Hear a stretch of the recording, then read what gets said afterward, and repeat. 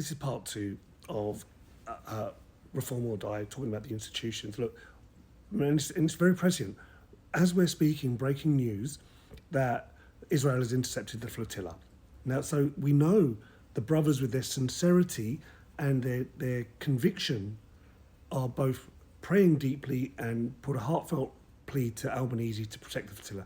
Albanese was not going to send an Australian warship to protect the flotilla, and inshallah, that all power is with Allah and the flotilla is safe.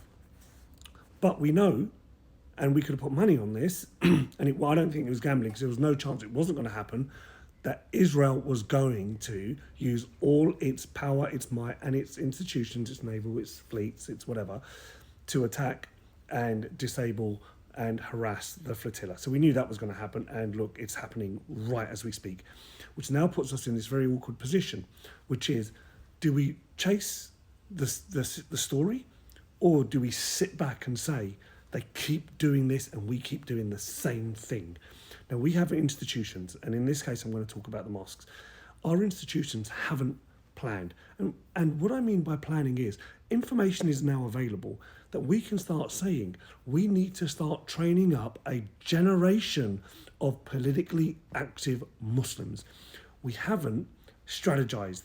How do we influence policy across a number of parties? Not just one, not the protest party. That's going to be your short to medium term. But what's your long-term goals? How do we affect those policies?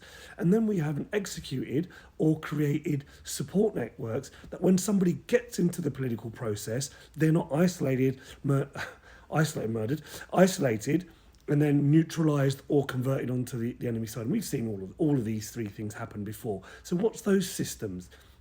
How do you cross-contaminate from Australia? And if you guys don't know, I get it, we're all learning.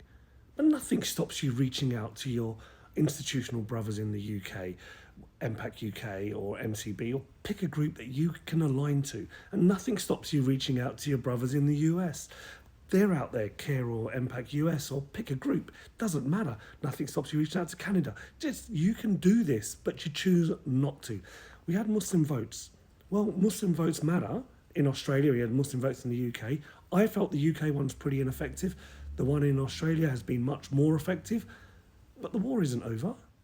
You've got to now plan for the next 25 years. And that means you have to keep an institution alive with memory, with strategy, with tactics, and with a ready flow of activists. It can't be best endeavours anymore.